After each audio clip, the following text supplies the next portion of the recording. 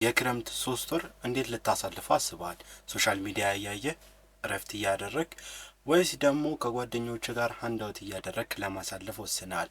ታዲያ ይህ 3 ወር ለብዙዎቻችሁ የእረፍት ወር ነው። ለአንዳንድ ወጣቶች ሀስለር ወጣቶች ግን የመለወጫ የማደጊያ እንዲሁም ደግሞ ቀጣኛው ዓመት ላይ ገንዘብ የሚሰሩበት ልዩ እድል አድርገው ይወስዱታል። ታዲያ እናንተም ይህች 3 ወርን መጠቀም ከፈለጋችሁ ራሳችሁ ላይ አንድ ሌቭል ከፍ ማለት ከፈለጋችሁ እነዚህን 4 የስራ መስኮች መሞከር አለባችሁ። ሰላም የወደፊት ስኬታማ ወጣት ለእናንተ አንድ ምክር ይዞላችሁ መጥቷል። ሰብስክራይብ ካላደረጋችሁ ዩቲዩባችንን ሰብስክራይብ እያደረጋችሁ ወደፊት ወጣትና ስኬታማ ከሚሆኑ ወጣቶች ቀል ትችላላችሁ እያልን እነዚህን 4 የስራ መስኮችን ብትጀምሯቸው በዚህኛው 3 ወር ውስጥ ብትማሯቸው ብትጀምሯቸው ብትሰሯቸው ብታያቸው ትክክለኛ ህይወታችሁ ላይ ሪል የሆነ ገንዘብን እንዲሁም ደግሞ ለውጥን ማግኘት ትችላላችሁ ያስባለኝን እነዚህ 4 የስራ አይነቶችን ይዤላችሁ መጥቻለሁ። አራተኛው በተለይ ደግሞ የማትጠብቁትና ገንዘብ በብዛት የሚገኝበት ስለሆነ ቪዲዮአችንን እስከ መጨረሻው ማየት እንዳትረሱ፣ እንዲሁም ደግሞ ሰብስክራይብ ማድረጋችሁንም እንዳትረሱ። አንደኛው ብዙዎቻችሁ በየሶሻል ሚዲያው እንዲሁም ደግሞ በሄዳችሁበት አሁንም ደግሞ አዋጭ ቢዝነስ ተብሎ በየቦታው እየተነገረ ያለው የዲጂታል ማርኬቲንግ እና ሶሻል ሚዲያ ማርኬቲንግ። ይህ በጣም ቀላል ነገር ነው። አጠገባችሁ ወይም ደግሞ ሰፈሮቻችሁ ውስጥ በጣም ብዙ ሱቆች አሉ፣ በጣም ብዙ ካምፓኒዎች አሉ፣ በጣም ብዙ ድርጅቶች አሉ። ታዲያ እነዛ ድርጅቶች ባለፈውን ቪዲዮዬ እየተናገርኩ ነበር። እነዛ ሱቆች እነዛ ድርጅቶች እነዛ ሱፐር ማርኬቶች ሶሻል ሚዲያ ማናጀር ይፈልጋሉ። ታዋቂም ሆኑ አልሆኑም ሁሉም ሶሻል ሚዲያ ማናጀር ይፈልጋል። ለምን ይመስላችኋል ታዋቂ ሰዎች ማናጀርን አናግሩት እንትኔን አናግሩት እያሉ እንትን የሚሉት? ይሄ ከሶሻል ሚዲያ ማኔጅ ስራ ጋር ምን አገናኘው ካላችሁ አንድ ታዋቂ የሆነ ሰው ወይም ደግሞ አንድ የሆነ ቢዝነስ የጀመረ ሰው ሶሻል ሚዲያ ማናጀር እንዲሁም ደግሞ ማናጀር ያስፈልጓል። ምክንያቱም እሱ ሁሉንም ነገር ሃንድል ማድረግ አይችልም። ታዲያ በዚህ ክፍተት ነው እናንተ የምትገቡት። ሶሻል ሚዲያ ማኔጅ ማድረግ ትጀምራላችሁ። ለትናንሽ ሱቆች፣ ለትናንሽ ሱፐር ማርኬቶች፣ ለትናንሽ ድርጅቶች እያላችሁ ቀጥታ እናንተ ሃንድል እያደረጋችሁ በጣም በርካታ ቢዝነሶችን መስራት ትችላላችሁ። እንዳልኳችሁ 3 ወር ካላችሁ በቂና ከበቂም በላይ ነው። በአንድ ወር ውስጥ ትምህርቱን ብትማሩ እንደዚህ ስላችሁ ግን በአጭር ነገር ውስጥ ይሄ ምንድነው ሾርት ከት ፈልጋችሁ የምትገቡበት የስራ አይነት አይደለም። እኔ በዚህ ስራ ውስጥ 3 አመትን ቆይቻለሁ። ሌሎችም በርካታ የሆኑ ሰዎች ከዛ በላይ እየቆዩ አሉ። ታዲያ ትርፋማ ለመሆን ጊዜዎችን ይፈጃል፣ ጊዜ ይፈልጋል። በአንድ ገብተን የሆነ ነገሮችን እንትን ብለን ብቻ ምንታወው ነገር አይደለም እና በዚህ 3 ወር ውስጥ ዴሊኬት ሆናችሁ መጀመር የምትችሏቸው ቢዝነሶች መሀል ሶሻል ሚዲያ ማኔጅ እንዲሁም ደግሞ ዲጂታል ማርኬቲንግ በጣም ተፈላጊ፣ ሁሉም ሰው የሚፈልገው፣ ሁሉም ሰው ደግሞ እየፈለገው ያለና ሰዎችን ለመቅጠር ብቁ የሆኑ ሰዎችን ያጣበት ማርኬት ማለት ሶሻል ሚዲያ ማኔጅ እና ዲጂታል ማርኬቲንግ ነው። ታዲያ እናንተ ኮርሱን ከየት ላገኘው ካላችሁ ዩቲዩብ ላይ በርካታ ኮርሶች አሉ። እኔ ግን ጋይድ ማድረጋችሁ ዮናስ ሞና ዩቲዩበርስን ነው። ምክንያቱም እነሱ ፉል ጋይድ ብለው በጣም ብዙ ስለ ዲጂታል ማርኬቲንግ እንዲሁም ስለ ሶሻል ሚዲያ ማርኬቲንግ በጣም ብዙ ነገራቶችን ሼር ስላደረጉ ከዛ እናንተ እውቀት ማግኘት ትችላላችሁ ብዬ አስባለሁ። ሁለተኛው ደግሞ መጽሐፎችን ማንበብ።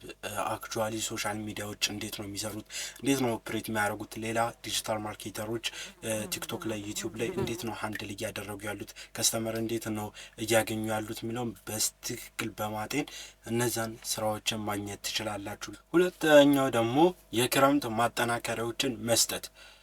ጎበዝ አሁን መንቃት ያለብን ጊዜ ነው። ብዙ ሰው ክረምት ላይ ልጁን የሆነ ቦታ ማስገባት፣ የሆነ የጊታር ልምምድ የሆነ ቦታ ምክንያቱም እሱ በስራ የተወጠረ አይምሮን ገና ከልጁ ጋር ቤት መዋል ቤት ምን ሆነ ወደቀ ጥርሱ ወለቀ ምናምን እያለ መስጋት አይፈልግም እና እናንተ ይህንን አጋጣሚ ተጠቅማችሁ በጣም ያልተበላበት ማርኬት ማለት ኮርሶችን የሚሸጡ ሰዎች ናቸው። ብዙ ጊዜ አይታችሁም ሊሆን ይችላል። ፎሬክስ ኮርሶች የሚሸጡ፣ ሶሻል ሚዲያ ኮርሶች የሚሸጡ፣ ኮርሶች የሚሸጡ በጣም ሌላ ሌቭል ላይ ናቸው እና እናንተም ማጠናከሪያዎችን ለምሳሌ እናንተ የምታውቁት ነገር አለ 12ኛ 11ኛ ክፍል ከሆናችሁ ደግሞ ይሄ በቃ ይሄ ስራ ኦብቪየስሊ ለእናንተ የመጣላችሁ ስራ ነው እና ለትናንሽ ተማሪዎች ማስጠናት ያልገባቸውን ነገር ማስረዳት ይሄ በወር ከ5000 ብር ጀምሮ እስከ 25-30 ሺህ ብር እያለ ኢንካማችሁን ደብል ነው የሚያደርግላችሁ። እንዲሁም ደግሞ በጣም ብዙ ቤቶችን ከያዛችሁ 100-200 ሺህ እያለ በጣም ብዙ ነገራቶችን ነው አቺቭ ማድረግ የምችሉት እና ማጠናከሪያ እንዴት ነው መጀመር የምችለው? አንደኛው ስፔሲፊክ የሆነ እውቀት ሊኖራችሁ ይገባል። በየሆነ አሁን ለምሳሌ ባዮሎጂ ላይ ማትስ ላይ ወይ ደግሞ ኬሚስትሪ ላይ ስፔሲፊክ የሆነ እውቀት ሊኖራችሁ ይገባል። ታዲያ ያንን እውቀት ለየሆነ ተቋም ማስረዳት ለምሳሌ አሁን እንግሊዘኛ ቋንቋ የሚችሉ ከሆነ የ2 ወር የክረምት ኮርስ የሚሸጡ በጣም ብዙ የእንግሊዝ ቋንቋ እንትኖች አሉ፣ ትምህርት ቤቶች አሉ። ከነሱ ጋር ሄዳችሁ ዲል ማድረግ ትችላላችሁ። እንዲሁም ደግሞ ኬሚስትሪ ባዮሎጂ የምታውቁ ከሆነ ደግሞ ኦንላይን ላይ ነፃ ጋይዶችን መስጠት ትችላላችሁ። ከዛም በኋላ ሰዎች እናንተን እየደወሉ ኦርደር እያደረጉ በጣም በርካታ እንደ ሀገር በጣም ትንሽዬ ቁጥር ያለበት የማጠናከሪያ ተቋሞች እንደ ኢትዮጵያ ያለ አይመስለኝም እና በጣም ትንሽ ነው። ይህን ቢዝነስ ማንንም እየነገራችሁ አይደለም። ያው እኔም የምነግራችሁ ኦብቪየስሊ እኔም መስራቴ ስለማይቀር ብዬ ነው እና እናንተም ይህን ነገር ደጋግማችሁ ተማሪው አብሶ ደግሞ እንዲቀበላችሁ ያደርጋችሁ የማስረዳት የመናገር ጥበብ ካላችሁ በጣም በርካታ ነገሮችን አቺቭ ማድረግ ትችላላችሁ።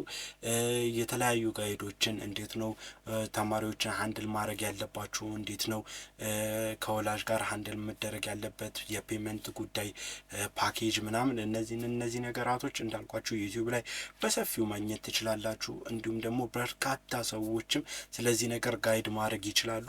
እነዛን ሰዎች አፈላልቃችሁ በዚህ ወር መጀመር ትችላላችሁ። እንዲሁም ደግሞ በጣም ትርፋማ ሰዎችም ከሚሆኑ ሰዎች መሀል ትሆናላችሁ ብዬ አስባለሁ። ሶስተኛ ቢዝነሳችን የሚሆነው ደግሞ ኦንላይን እቃዎችን መሸጥ። ምን ይህን እንዴት እንሸጣለን ብላችሁኝ ግራ እንደተጋባችሁ አውቃለሁ። ነገር ግን ኦንላይን እቃዎችን መሸጥ በርካታ ብሮችን የሚያስገኝ ስራ እንደሆነ ብዙዎቻችሁ አታውቁም። በ5 ብር በ50 ብር ትርፍ የሚሰሩ በርካታ የኦንላይን ስራዎችን ብቻ ነው የምታውቀው። ግን ደግሞ እኔ በኦንላይን ሽያጮች ብቻ ቤትና መኪና የገዛ ክላይንት ነበረኝ እና እየነገረኝ ነበርና ከሺን ኦርደሮችን እቀበልና እሸጣለሁ እና በሺዎች ነበር እያተረፈ እየሸጠ አሁን ላይ በርካታ ሱቆችን በሺን የመጣ እየከፈተ ነው። ብዙዎቻችሁ ቦንዳ ቤቶችን ታውቃላችሁና ቦንዳዎች የሚሸጡት ኦንላይን ነው። ኦንላይን አንድ ሰውዬ ከሆነ ቦታ ይገዛና ኦንላይን ነው የሚሸጣቸው። ኦንላይን እቃዎችን መሸጥ በጣም ትርፋማ የሆነ ነገር ኢቭን አፕ ብዙ ቲክቶከሮች ስማቸውን መጥቀስ አልፈልግም፣ ግን ደግሞ አሁን ላይ ቻይና ላይ ሱቅ ያላቸው እንዲሁም ደግሞ ቦንዳ ቤት ምናምን የከፈቱ በርካታ ቲክቶከሮች አሉ። እናንተም ታውቋቸዋላችሁ። ግን እነሱ መነሻቸው ዝም ብሎ ነገር ሳይሆን ኦንላይን እቃዎችን መሸጥ ነው። ቲክቶክ አሁን ላይ በጣም ብዙ ፊውቸሮችን አምጥቶልናል። ላይቭ የሚባል ነገር አለ። እንዲሁም ደግሞ ቀጥታ አስተዋውቃችሁ ፖስት ብታደርጉት የሚፈልግ ሰው እየደወለ ኦርደር ያደርጋችኋልና በርካታ ወጣቶች አሁን ላይ እሱን ስራ እየሰሩ በጣም ብዙ ብሮችን እያገኙ ነው። እናንተም ማርኬቱ ሳይጨናነቅ ማርኬቱ በጣም ብዙ ሰዎች ሳይገቡበት በደንብ የሚሸጡትን እቃ አውቃችሁ ለምሳሌ መኪና ቤቶችን የሚሸጡ ከሆነ ኦንላይን ላይ በጣም ትርፋማ የሆነና በኮሚሽን ሁላ 2% የሚታሰብበት በጣም ጥሩ ሴክተር ስለሆነ ኦንላይን እነሱን እቃዎችን ማሻሻጥ በጣም አሪፍ የሆነ ስራ ነው እና ፍሪላንሲንግ ነው። ኮንተንት ክሬሽን ዋት ብር አለው? አው ብር አለው። ኮንተንት ክሬሽን ኢቭን በጣም ብዙ ብር ከሚንቀሳቀስባቸው ማርኬት እንዲሁም ደግሞ ታስታውሱ እንደሆነ አላቅም መንግስቱ ላ ቀረጥ ጥልበታለሁ ያለው ማርኬት መሀል አንደኛው ልክ እንደ ሱቆች ኮንተንት ክሬሽንም የራሱ የሆነ ሽያጭ አለው፣ የራሱ የሆነ ገዢ አለው። ታዲያ እናንተ የምትሰሩትን ስራ እስካወቃችሁ እስከተማመናችሁበት ድረስ ኮንተንት ክሬሽንም የራሱ የሆነ በጣም ብዙ በርካታ ገንዘቦችን ያንቀሳቅሳል። ቀልድ የምትሰሩ ከሆነ ደግሞ አብሶ በጣም ብዙ ቢዝነሶች ከእናንተ ጋር ኮላብ ማድረግ ይፈልጋሉ። እንዲሁም ደግሞ እንደኛ ኤዱኬሽናል የሆኑ ነገራቶች የምትሰሩ ከሆነ ደግሞ ወጣቶች እንዲሁም ድርጅቶች ኢንስፓየር ይሆናሉ በእናንተ። እንዲሁም ደግሞ ፍሪላንሲንግ ነው። ፍሪላንሲንግ የተሳሳተ አመለካከት ቢኖርም ቤታቸው ውስጥ ተኝተው ነው የሚሰሩት ምናምን የሚባል ነገር ቢኖርም በርካታ ጭንቀቶች የሚያስተናግድ እንዲሁም ደግሞ ብዙ ታይሞችን ኢቨን ከ16 ሰዓት በላይ ቁጭ ተብሎ የሚሰራ በጣም አድካሚ የሆነ ስራ ነው። ለምሳሌ ቪዲዮ ኤዲቲንግ፣ ግራፊክ ዲዛይን፣ ሞሽን ግራፊክስ እንዲሁም በርካታ ስራዎች ፍሪላንሲንግ ላይ ይኖራሉ። ግን ደግሞ ያን ያህል ሰዓቶችን ይወስዳሉ። በርካታ ጭንቀቶች ሊኖሩ ይችላሉ። እንዲሁም ደግሞ የስራ መወጣጠር ሊኖር ይችላል። ቤት ውስጥ ተኝቶ የሚሰሩ አይነት ስራዎች አይደሉም። ታዲያ እነዚህ አራቱንም ስራዎች በዚህ ክረምት ሰርታችሁ ውጤታማ እንደምትሆኑ በጣም እርግጠኛ ነኝ። በጣም ብዙ ወጣቶች ይህንን ስራ ይሰራሉ። እንዲሁም ደግሞ እኔ የወደፊት ተስፈኛው ባለሀብት ይህንን ነገር ሼር አድርጌያችኋለሁ። እናንተም ደግሞ ተለውጣችሁ አይታችሁት የተሻለ ነገር አምጥተን የተሻለ ቦታ እንደምንገናኝ ተስፋ አደርጋለሁ። እስከዚህ ድረስ ከመጣችሁ ዩቲዩባችንን ሰብስክራይብ በማድረግ ፋሚሊው ነው